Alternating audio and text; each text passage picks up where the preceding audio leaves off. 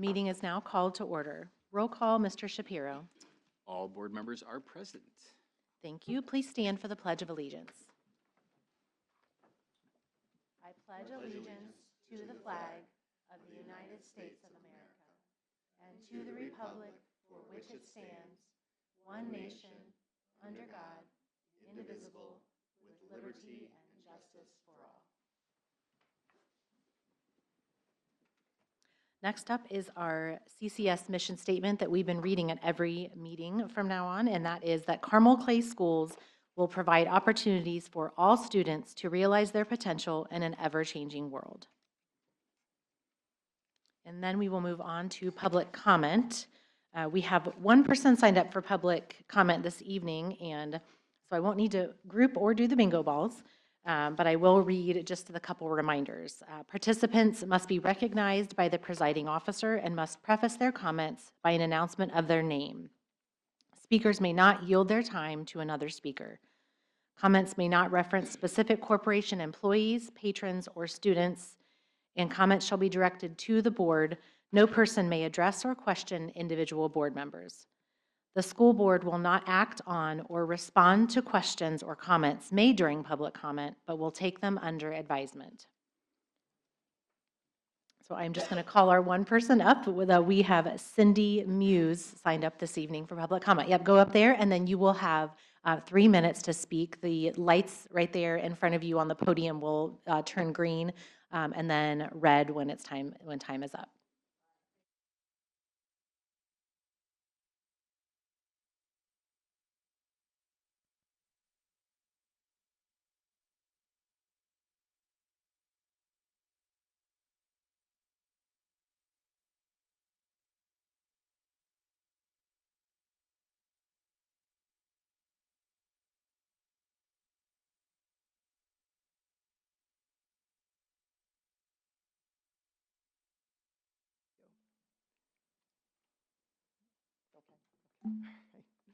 I'm here tonight because I want to strongly urge the Carmel Clay school system to incorporate into the $63 million proposed facility projects methods that will decrease energy costs and promote environmentally friendly practices.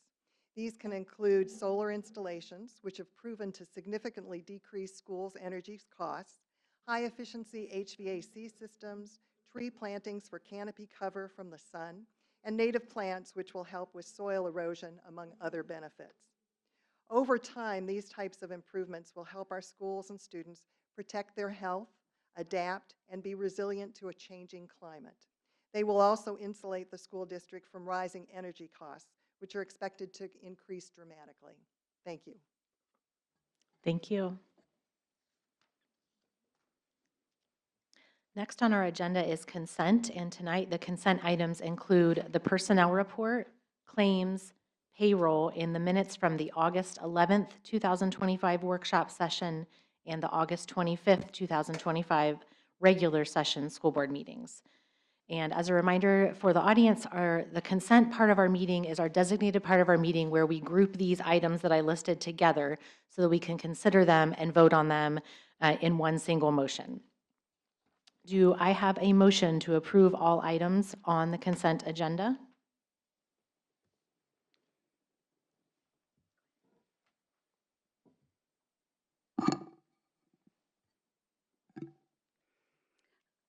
Madam President, I move to approve all items on the consent agenda, those including the personnel report, claims, payroll, the minutes from August 11th and August 25th meetings. Thank you. Is there a second? Second. Thank you. Any discussion on consent items? All right, we will now vote. All those in favor signify by saying aye. Aye. Aye.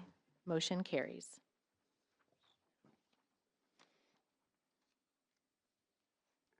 At this time, I would like a motion to suspend this regular board meeting, and then we will be opening a public hearing on the proposed issuance of general obligation bonds and/or entering into one or more leases with a building corporation, which would permit the building corporation to issue its first mortgage bonds.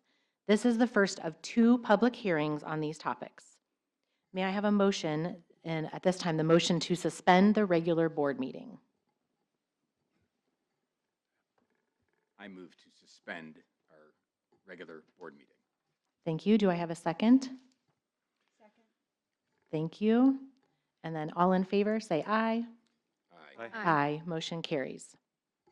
So per Board Policy 0167.3, when a public hearing is required by federal or state statute, the same rules followed during the public comment that we just had will also apply to this public comment, with the following exceptions: that you do not have to have advanced registration to speak on at this public hearing.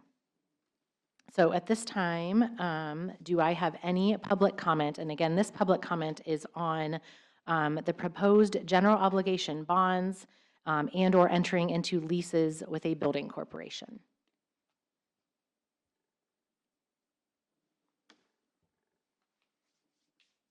Okay, seeing no comments, I will move on to Mr. McMichael and see if you have any comments regarding these plans at this time.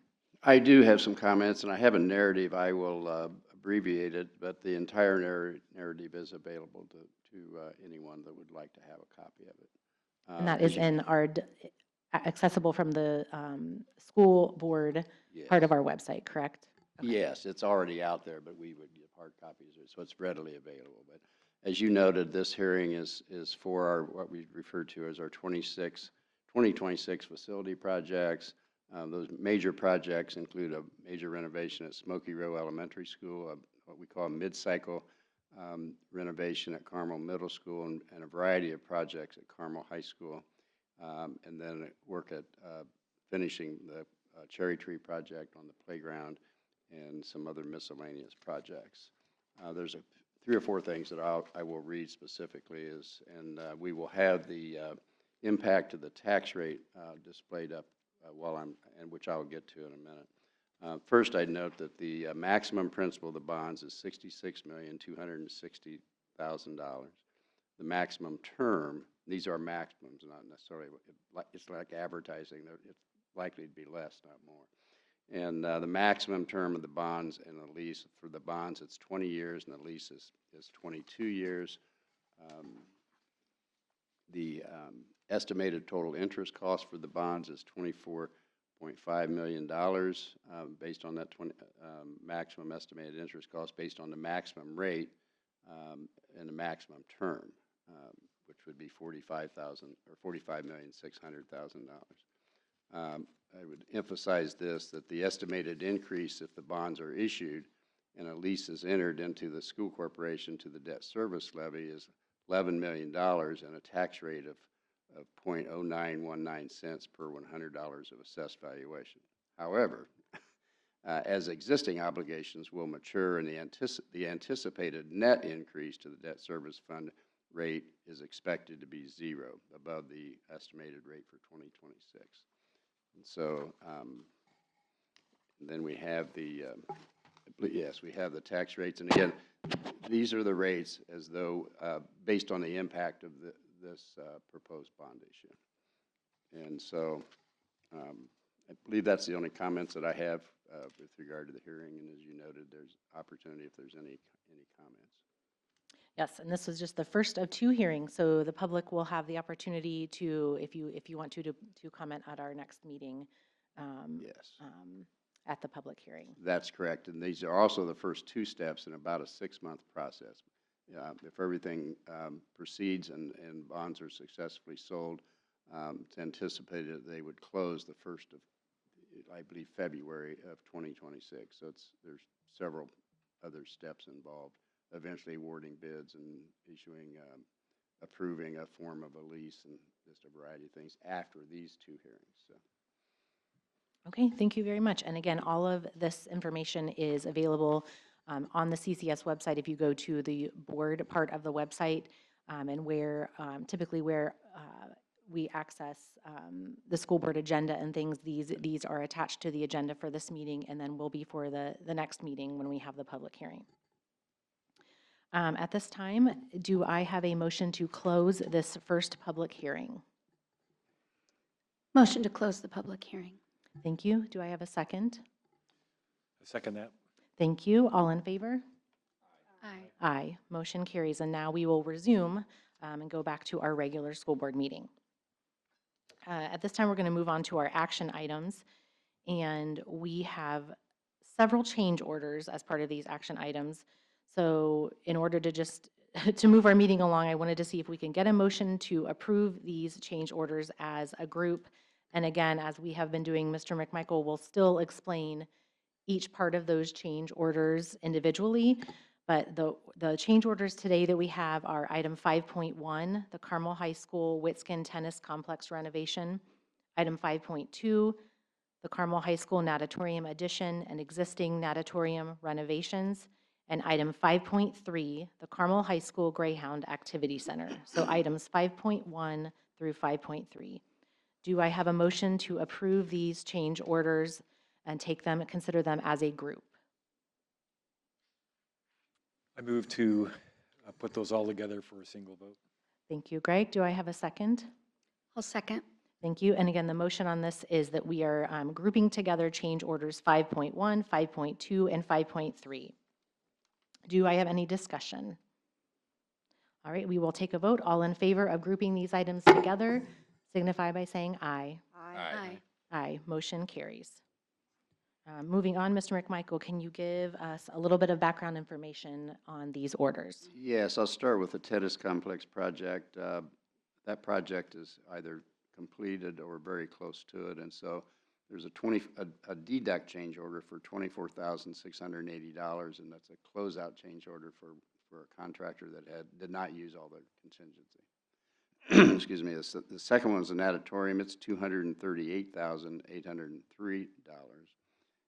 And it is an add change order, and that's, you've heard some of this before, but that we've done some work at the end, near the end here, where that's, I'll describe it as cosmetic work. There was paneling installed in the original lobby of the current pool, the first pool, and some display cases and renovation to the elevator, which is next to the pool.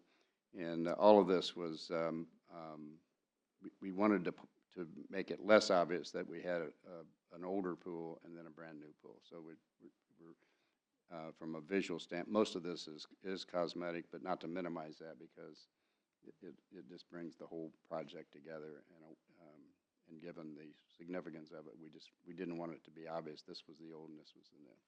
And then finally, for the activity center, there's a $890 change order, net change order, and that project is essentially finished as well. So I don't know if there will be any other closeout change orders or not, but it's very close to finished. Thank you very much. May I have a motion to approve action items 5.1, 5.2, and 5.3? I move to approve action items 5.1, 5.2, and 5.3. Thank you. May I have a second? I'll second. Thank you. Any discussion on these change orders? Just a comment more than a question, and I typically make this comment that this is within the budget of the project. I'm seeing only a 1.1% increase. Is that?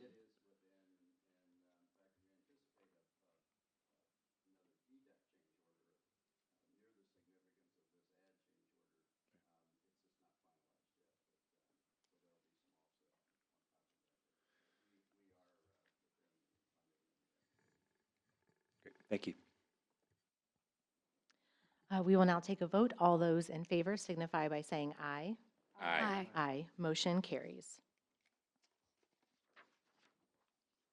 Next on our agenda are the discussion items for the 2026, already, 2027 Program of Study changes. Dr. Dudley. Thank you. So this evening, I bring to you for discussion recommendations for our program of study at the high school. And so each year, every department at the high school reviews the courses that are offered throughout their department, and they determine, they make recommendations for adding new courses or modifying courses or possibly deleting courses. And so these recommendations may stem from program evaluation recommendations or from state requirements and or from student interest as well. So the department chairs present these recommendations to the Curriculum Advisory Committee. And the Curriculum Advisory Committee is made up of teachers and administrators throughout all the departments at the high school. So the department chairs present their recommendations. The Curriculum Advisory Committee has the opportunity to ask questions of the department chair. They talk about what are the interests in students, what possible materials might be needed for the course, how this course fits into the overall program of study. And then after the presentations are completed, then the Curriculum Advisory Committee has the opportunity to deliberate and discuss those recommendations. They provide feedback then to Dr. Ferris and to myself, and that feedback is incorporated in the recommendations that I'm bringing to you this evening. So as we look at our strategic plan and look at how these program evaluate or how these program of study changes support our strategic plan, I'd like to point out in the academic excellence or academic achievement strategic goals, both academic excellence and real world learning and relevance are directly related to the courses that I'm bringing to you for these changes. And more specifically, as we look at the strategic key initiatives, expanding work-based learning and career-connected pathways, strengthening support for students, and offering differentiated instruction and enrichment opportunities, especially in the areas of STEM and robotics, for our students is directly connected to these course offerings, as well as developing and coordinating and implementing programs and services for students to be responsive to students' academic needs, and integrating the Indiana's new graduation standards. All of these recommendations I'm bringing to you align with those key initiatives, and I'll make comment on those initiatives as we look at the courses. So as we, first three of the courses that we are adding directly relate to the Indiana pathways, as well as being responsive to academic needs of students.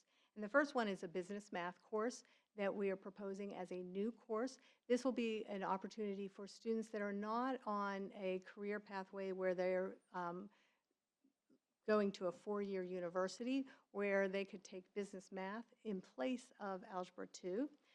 This would be much more grounded in workplace application, and so it may be a good opportunity for some students that are looking at a different, maybe going right into a career pathway.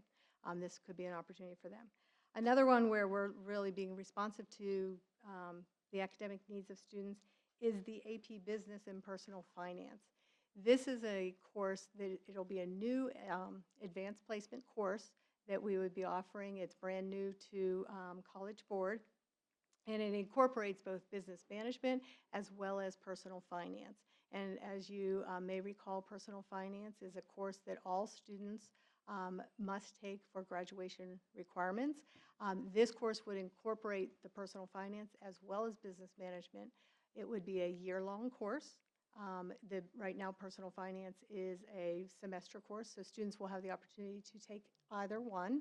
So this will be, it would be a fully weighted course as well, and we do have several students that would very much like this opportunity to take this advanced placement course and adding to our advanced placement. Another course that we are looking at as into adding and being responsive to students' needs is Arabic 3. We added Arabic 1, Arabic 2, and Arabic for Heritage Learners in our last couple program evaluation or program of study changes. And this adds the third year of Arabic for our students. We do have quite a few students that are opting to take Arabic and would like to have a third level of Arabic. And so this is another recommendation. So those courses are really responsive to the students' needs and then also implementing the graduation pathways. So looking at courses that focus on expanding our work-based learning and our career pathways, one is our Social and Community Services capstone. This is the third course in a pathway for our Social and Community Services pathway. We offer both the concentrator A and B, and this would offer the capstone. And so it adds opportunities for students to work out in the public, in the human services pathway, and it gives them that work-based learning. Another one we're looking to add and actually add back in would be cosmetology. Years ago, we offered that when we were partnered with JEL. Now we have our TPI, our Pursuit Institute, and this would be a course that would be offered through the Pursuit Institute, but we do have several students that have an interest in this pathway as well, and so this was a course we're recommending to add back into our program of studies. And then another pathway where we're expanding that work-based learning opportunity is the surgical technician, the principles of healthcare, and they will end up with a surgical technician certification. And so this is also offered through the Pursuit Institute, where our students would come out with that certification as a surgical tech. It works with IU Health and the Ophthalmology Technician Training Institute as well. So that's another opportunity that our students to expand those work-based learnings. Two of the courses that we're looking at to expand opportunities and differentiate opportunities in STEM, and specifically robotics. One is the computer integrated manufacturing, and this course, they're very excited about offering this course, and a lot of it is thanks to the great work that Mr. McMichael has been doing in our Polytech Institute, because now we have a lab that we can fully integrate the CNC. We have that CNC equipment where we can really look at the robotics pieces of it, and we have the equipment. And before it was cost prohibitive, and now with our new renovations that we've done in that area, we are able to offer this course. And this course will really be one that students will be very interested in, where they have the opportunity to really do some design processing and prototyping, and then developing those 3D models of their prototypes, do lots of problem solving, making those modifications. So they're very excited about offering that course, as well as changing, this is a modification, the IB Design Technology higher level, but changing the prerequisites and opening that up to any student that has taken the Project Lead the Way engineering courses. So this will open that course up to more students, and they know that they have more students that are interested in taking those courses. And then another area where we're expanding the work-based learning and really opening it up for students is in our Principles of Construction Trades and our automotive services. Those are both full pathways that we offer. What we are proposing to do is modify this and work with Ivy Tech and have the dual credit for these courses. And the students that would finish either one of those pathways would walk away with 15 college credits in that pathway. So it would really open up lots of opportunities for our students as well. So with that, I will open it up to any questions you might have.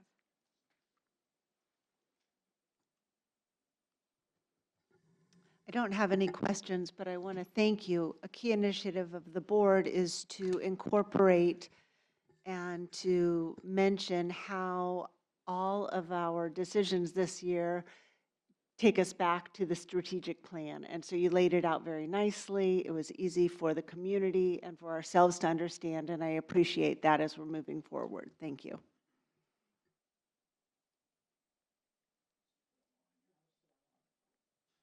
Thank you, Dr. Dudley. It's certainly exciting. What I appreciate is within all of the proposed changes is I think there's something for every type of student that we have. You know, whether you're thinking about the quote-unquote more traditional pathway of going on to a traditional four-year college or university, there are more academic focuses here, but there's also a clear focus on ensuring that for students that are more interested in a work-based certification or entering the workforce, there's intentionality in ensuring that we're diversifying opportunities. And we've done that over the last couple of years, right, with expanding the Polytechnic program and clearly adding more dual credit opportunities here through that. And so it's just neat to see that we're continuing to look for ways to ensure that every type of learner has opportunities to really explore and find their own pathway through a multitude of options. So thanks for that. Yeah, I echo that too. I'm really glad to see the focus on work-based learning, and these are some very detailed classes. So the students come out, I think, with ready to go in a career. So in addition, being prepared for some more education. So I'm really glad to see that. Um, well, are these being driven by the IDOE, or where do these courses come from that deal with the work-based learning? Right. So some of them come from IDE. For example, a couple of the deletions is we're proposing to delete the human social services A and B, that pathway, because that's actually being deleted from IDE. There's no longer that's no longer a course that they are saying that they're offering it. So some of the courses do come from requirements from IDOE. Some of the courses come from interest of students as well as we look at our strategic plan, we look at our program evaluation processes that we've done, that we are continuing to look at what is in the best interest of our students. And then also many of the courses where we have students that are very interested in taking certain courses, we want to make sure that we can offer that. If we're able to do that, we want to incorporate those into the program of studies. Great. Are you finding that some of the industry leaders are suggesting some of these classes too, or some focus on some of these classes? Well, some of them, so when we look at the career and technical education, some of the courses, they consider them more high dollar than others. So for example, the manufacturing course, that would be a high dollar course, one that is very much user-friendly, where the students could leave with a certification, an industry certification, and move right into working in that manufacturing field. And that course that is a need in the industry. You know, the career and technical education, the workforce development have deemed that one as a definite need, and so that is more of a high dollar one. The cosmetology pathway that we are proposing is not considered a high dollar one. We don't get as much CTE money in that area. However, we do have students that are very interested. We have many students that are very interested in that pathway, and so that's why that's one that we're bringing as a recommendation. So yes, they do come from different industries in certain areas, and in other areas it comes from the interest of the students. Are you finding the the local employers are getting more active in helping define work-based learning types of classes? So as we continue to partner with different companies across, within Carmel and outside of Carmel as well, we definitely have many companies that want to partner with us, because the students that go and work and in those internship and those work-based learning do an excellent job. And we continuously get, feedback from the companies saying they can't believe that this is a high school student. It is more of like at the level of a college intern. And so we do get lots of feedback. And then as that word of mouth spreads, as we continue to build those partnerships. And we have two work-based coordinators at the high school. We have Mr. Chard Reed and Mr. Wes Drew, that part of their job is to continue to build those partnerships with the different companies and working with those, and they're doing an excellent job of doing that. And then we also partner with the Pursuit Institute. They help to support that. Like, for example, you may recall last year we brought on the aviation pathway, and that's through the Pursuit Institute and the Lift Academy, and that was another area where we had student interest, but then we also had, it came from the industry that they need more pilots trained, and so that was an area that came about in that piece. Great, thank you.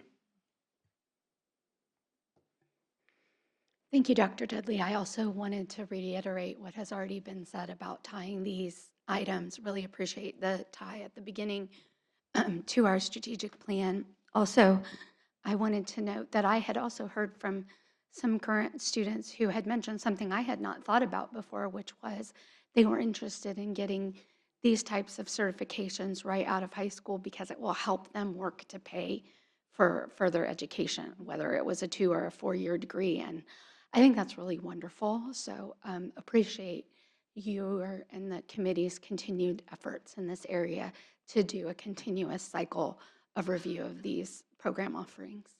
Thank you. Thank you so much. I think this, for the board, this is one of our favorite times of the year to get to see what we're offering, and love that you explained that you kind of starts with the staff and the teachers bringing it in to make these decisions, what we're bringing in for the students. We will now move on to reports, and our first report is the Staff and Student Services report with Dr. Herrera.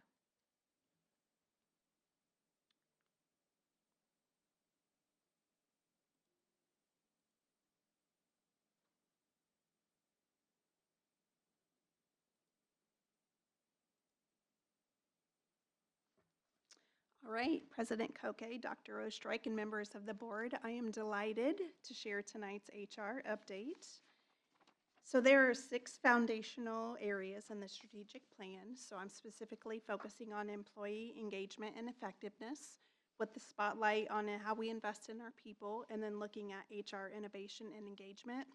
So you will see tonight I'm going to share 3 areas that I'm really focused on right now with our HR team, and areas that we're providing updates, and they're going to completely refer back to those strategic goals. So we're always looking for ways of how we can continue to strengthen our recruitment efforts. We recently visited IU Bloomington for their annual student teaching fair, and had the opportunity to speak with students regarding student teaching within Carmel Clay schools, but then also teaching here in Carmel Clay schools. And so we actually had 50 students who visited our booth. Very excited. Some of them were even former Carmel Clay School students, so that was exciting. And then we currently have 20 university partnerships that place student teachers within our district. We have 28 student teachers currently placed for the fall, with 15 already scheduled for the spring, and then that's going to continue to increase as time goes on. So we will be looking at student teacher data and university partnership data as performance measures. Within that student teacher data, we look at the successfulness of the partnership, but then also, do we retain those student teachers and actually hire them for the following school year? And then we're also looking at adding additional university visits for our spring recruitment fairs. So looking at where else we can continue to attend and broaden where we currently visit. And then HR is working to improve our processes and systems for employees. So our time clock system, which is UKG, we started our first onboarding back in the spring, where we had a pilot group for HR and finance. We took the time to really look at making sure that was consistent and efficient before onboarding other groups of employees. So over the summer, we onboarded the ESC, and then we have all principals and assistant principals currently on board in the system. In October, we are bringing on our elementary and middle school custodians, and then the goal is to be able to onboard all staff by the end of this school year. And then again, for the performance measure, we're really looking at the success of the timeliness and accuracy as we onboard each group. So it's not about rushing, it's really about taking the time to make sure we're efficient and that information is effective and consistent before we even look at onboarding a new group. And then lastly, my favorite thing, we're continuing to look for ways to improve our internal HR efficiencies, and of course that's done through feedback. This year we'll once again be conducting our state interviews for classified and certified staff. My plan is to announce the state interview timeline and process in October, with the goal of having the selection process completed by December 1st, so that we can conduct the state interviews in January.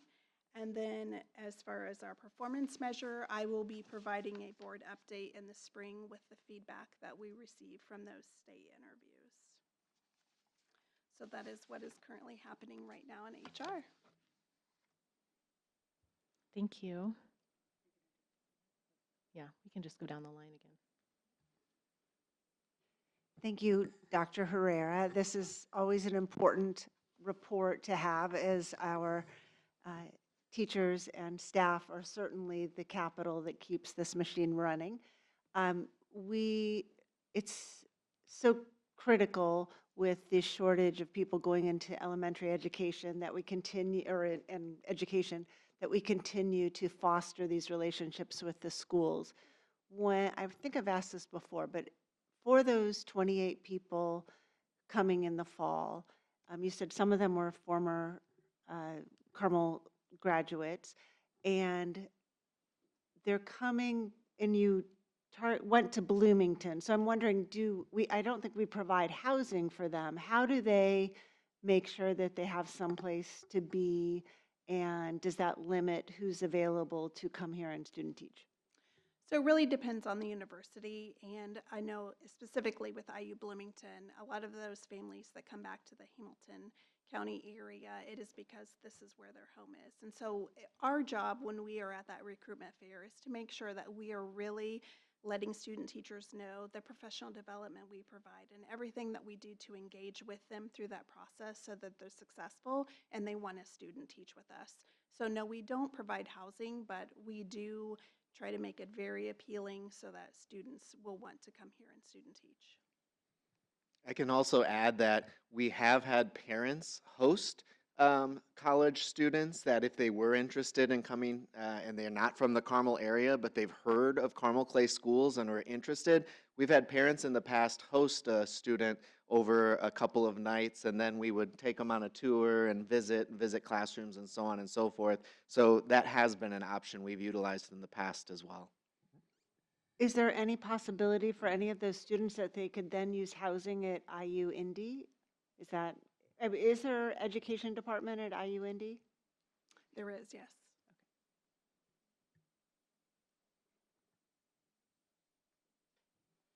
Thanks, Dr. Herrera. The one thought that popped in my head, I know there's been some opportunity where the school district and the city have sort of had these great conversations, and there's been some opportunities to do some collaborative work. And I know that the city also has an initiative that they've done to sort of about keeping, the young professionals in Carmel. And I didn't know if maybe there's an opportunity to sort of engage in that dialogue alongside the city. While there isn't a direct correlation to education, but it may be just young professional to young professional. I know that there might be some Carmel teachers that are involved in that initiative also.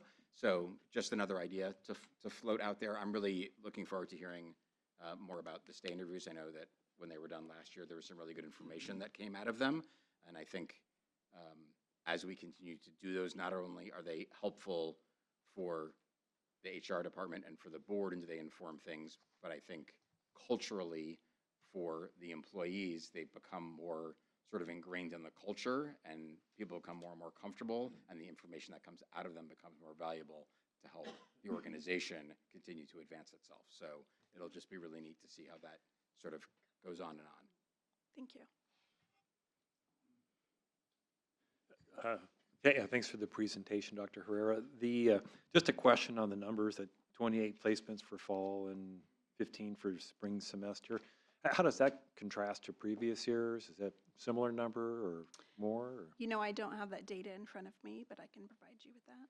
I can tell you, since I've done it for the last 6 years, that it's right on track with about what we do. I think we're around 60 student teachers every year, around there. I think we peaked at 72 as our high in the last maybe 7 or 8 years. But we will easily add 10 to 15 more for second semester as we work with the universities and college. So it's right in the ballpark of about what we're doing, what we've done in the past. Thank you.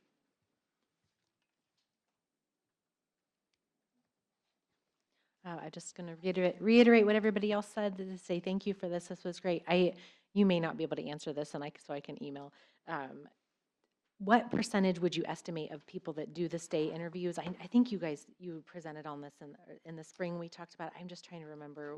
Yeah, I don't have a percentage Okay. in front of me, but in last spring, we did 60 face-to-face interviews. And then we provided opportunity for everyone that was not selected to still complete the survey and provide us with feedback. Okay, that's right. And then something similar for exit interviews, is that the same thing? Is that something they have to? Because your last slide talked about They stay don't- and exit. Do they have to do that? Correct. Is that a process? They or don't it's- have Okay, to, okay. but we do provide that as an opportunity. Okay. Thank you very much. Thank you. Next up, we have our monthly financial update. Mr. McMichael. Thank you. Um, the strategic goal that will be focused on this report is budget and transparency and stewardship, which is involving managing financial resources with transparency and efficiency. So that's what this is reflecting. Key initiative will be to continue to uphold strong fiscal responsibility and transparent operations, and which will also maintain the public's trust. And then finally, as a performance measure, it's the budget reports aligned to the strategic goals and a referendum transparency, along with this monthly financial report. So with that, I'll begin with the education fund and the operating referendum and the rainy day fund. We're through the end of August, so just about just the first quarter of the year. There's been a lot of changes, so it's very difficult. You can compare last year to this year, but that's you have to have some other information, or it won't make much sense to you. Because we've had several things, and most of these you've heard before. But on the one hand, our rainy day fund, we were able to increase that $3 million as compared to last year. And on a minus, though, you may recall we closed out the textbook fund as that transition. So now the revenue comes from the state into the education fund. And so that was $1.5 million. That'll balance itself out as we as we go forward in the adoption cycle. Some of the years the cost is much less, for example, for foreign language and so forth, as compared to, say, literature or things like that. And so that will take care of itself over time. And then this year, for the first time, we ordered about 1.3 million of textbooks for this upcoming year, and that is a lighter adoption year. And we start receiving funds, and so in the first 6 months, we will receive state funds that will pretty much offset the first half, and then we'll start to gain the second half. But you won't see that in this budget year. And so overall, though, we're pretty much on track. Unfortunately, you recall in previous presentation that we do anticipate declining over the course of this calendar year, and then even further over the course of the fiscal year. The funding, and you've heard a lot of publicity about it, but the funding is just not sufficient to maintain the program that we have. And I'm talking about the state formula. And likewise, then the Senate Bill 1 that you've heard about for property tax, that just taxes in general property taxes are being suppressed, and state taxes, which is primarily sales tax, is increasingly going out of the same sales tax percentage. Increasingly, there's funds coming kind of off the top of that that are going to everything from vouchers to charter schools, and most recently textbooks. I'm personally very, very supportive of the textbooks. We're one of the few states that charge parents for textbooks, and so that's a positive on the one hand in terms of that, but it came out of the same pot that there's not any more money going into it. So it's being, those dollars are being spread to more and more initiatives, and thus leaving less money overall. And so that's a problem that we'll be discussing during this upcoming year, and certainly before we get to this time next year. And you heard that in the budget report. So going to the operations fund, we're up about $500,000. It's too early to tell, get too far out on that, but because the nature of that fund, unlike the education fund, it's primarily salaries and benefits. This is about half salaries and benefits, but it's also everything, non-personnel things, everything from buses to maintenance expenses, and they're not necessarily proportionate to whatever time of the year you're at. But it's, we project that we're in pretty good shape in this fund, in spite of the immediate impact of the property tax legislation. And we are, because you know that we have been able to move some money from this fund to the rainy day fund, which is a good thing. It's helped us increase our cash balance to a little higher level. At the same time as we'll be negatively impacted by the suppression of property tax, the first year we'll be in pretty good shape because of that. We will have far less money, any excess revenue. I don't know that we'll have excess, but we should be able to bring the first year to cover our anticipated expenses. But unfortunately, I try to be optimistic, but unfortunately, that legislation continues to further suppress property tax between now and the next 7 or 8 years. And so it'll be a kind of a steady decline, you might say. And again, we'll manage that to the best way possible, as we always do. And so I'm optimistic in that respect, but there will be difficult decisions to make as we go forward. And then finally, on the rainy day fund, as I said, we're at 7.5 million, and a year ago we were at 4.5, and so that's contributing to our overall cash reserves, which at this point in time, we certainly will welcome the fact that we have cash reserves. That will certainly help us through a rainy period, you might say. And so with that, I'll conclude the report. Thank you. Any questions or comments from the board? Yeah, it'll be really important to watch this report each month, and as I've mentioned before, I appreciate it. It gives us a good window into how are we progressing, if we're heading towards some difficult challenges. We can see it pretty early on, so I appreciate the report. We did mention that you and I had a little email conversation on the supplies and property. Yes. And you'll get some more information on that. Those look like they're at their budget limits for both funds. They're not a huge amount, but it's just something to help. This helps us keep an eye on those things. So hopefully there's a good explanation. It's just maybe not a smooth month or something. Yes, I appreciate your question on that. I haven't gotten to the full answer yet, but as I begin to look into that, frankly, the supply in the education fund is relatively minimal. I mean, it's in the context of the entire fund, it's about 3% or less. However, it's all money and it all adds up. So, and we are likely going to be short of appropriation in that fund based on the trend that we're at so far. I also, though, looked at our purchase services, and that's just the opposite. There, we're running ahead, and we'll likely not use all the appropriations. So, and there's a similar picture in the operation fund as well. Again, the supply account looks like it's likely going to come up short. On the other hand, the line item for purchase services is likely to have excess. What I don't know is why just yet. But now that question's been raised, there's enough difference in the operation fund that I need to know, whether it was a coding issue or difference in expenses or what. And so and as I said, I'll get back with you guys in a couple days. And just one last comment.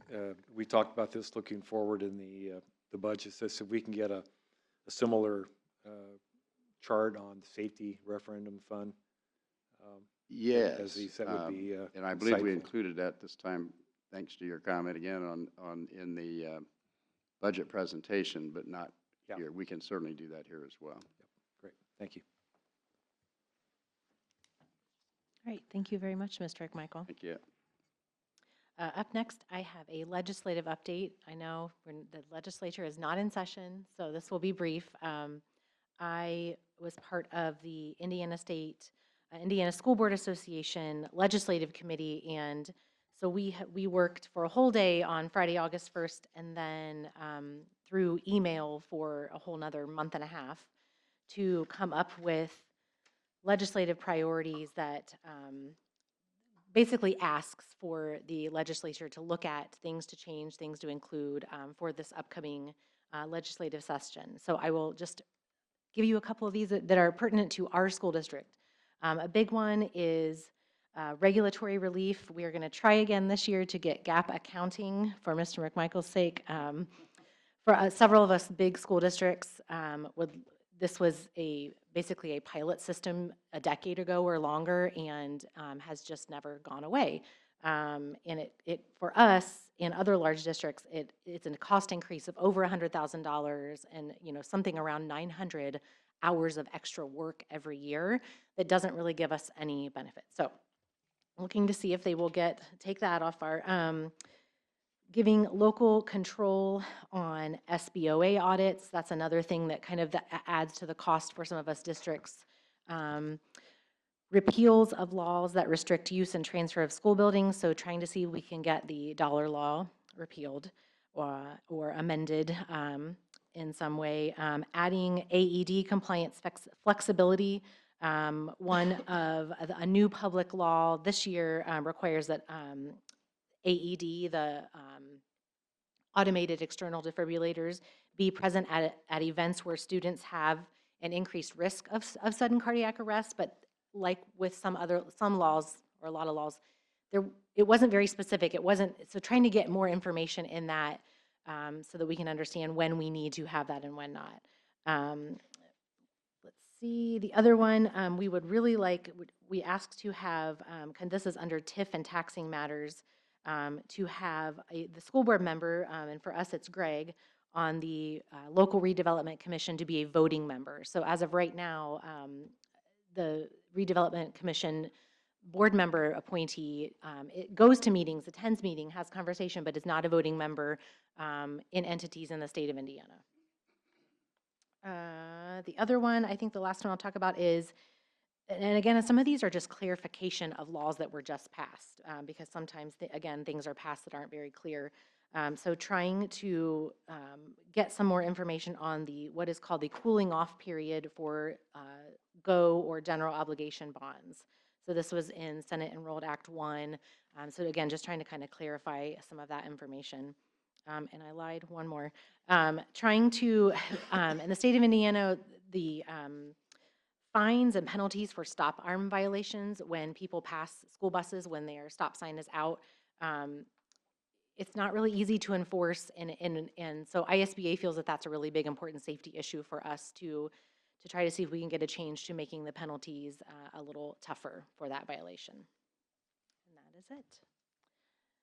Next up is Dr. Ostrike with the superintendent's report. Well, good evening, everyone, and thank you very much. Before I get into the superintendent report, I'm going national with this report. So I just want to let you know it's going to be all focused on different national recognitions here in Carmel. But before I do that, I just want to say thank you to the team for your great reports tonight. I really appreciate it. Dr. Dudley, to you, Dr. Ferris, and the team at the high school. As Mrs. Coquet said, this is, for the past 6 years, this has been one of my favorite board meetings to hear about the new opportunities, which is part of our mission that we're going to have for our students at Carmel High School. So thank you very much. Also, happy birthday to Mr. Brown yesterday. I heard you had a great day, and so just want to wish you a happy birthday tonight. And then also congratulations to Mrs. Coquet on a great ISBA IAPSS presentation at the fall conference here in Indiana, and it was on the topic of our strategic planning process, and so you did a phenomenal job, and just want to say thank you for that engagement at the state level. All right, so let's go national now. So the first people I'd like to recognize are our 52 students that have been named National Merit semifinalists. And these academically talented seniors now have the opportunity to continue on in that competition to achieve scholarships worth almost $26 million that will be awarded this spring. So 52 is a huge number. This achievement reflects Carmel High School's long-standing tradition of excellence in academic achievement. Over the past 3 years, Carmel High School has consistently ranked among the top schools in the nation for the number of National Merit semifinalists we have each year. These students represent less than 1% of the highest scores achieved in the nation. And so while this recognition highlights the talent and dedication of our students, it underscores the commitment of our Carmel educators, their families, and our community in supporting academic success. So 52, that number will never get old with me, the number of students that we recognize on that national level.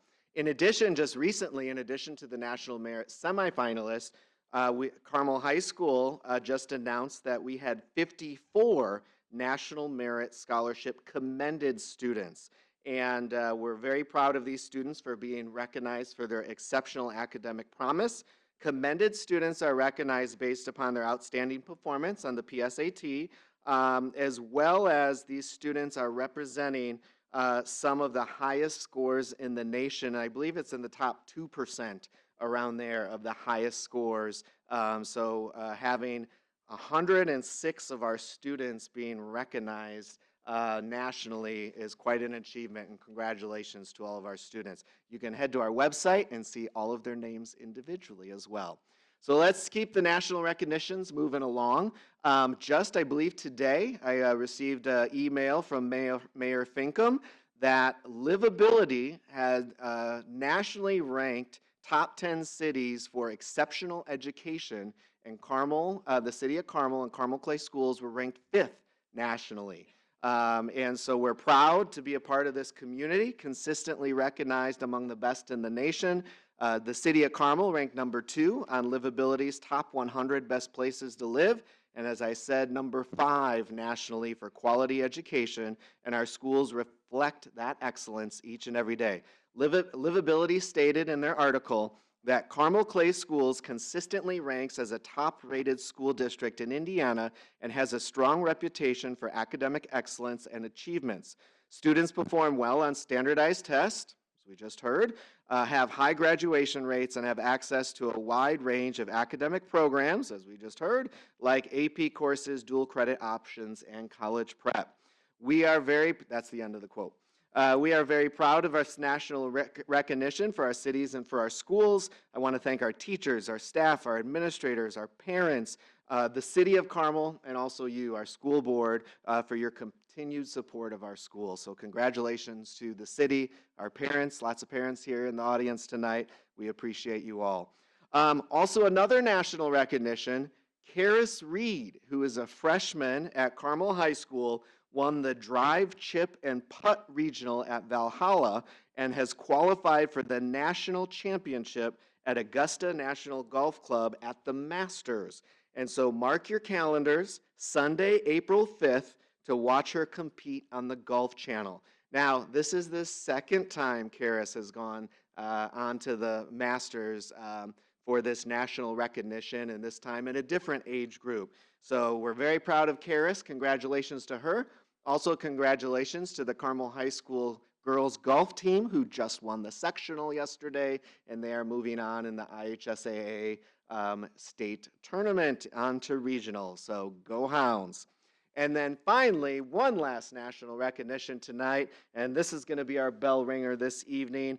Mr. Keith Turner, congratulations, Carmel High School teacher and planetarium director, on receiving the 2025 Thomas J. Brennan Award from the Astronomical Society of the Pacific, which is a national honor that celebrates his exceptional impact on astronomy education, both in the classroom and throughout our community. So from leading hands-on telescope projects to hosting the 2024 Total Solar Eclipse event, Mr. Turner continues to inspire curiosity about the universe and expand opportunities for all learners. So congratulations to Mr. Turner on this well-deserved national recognition. And that concludes my report. Thank you. Thank you. Lots of exciting things.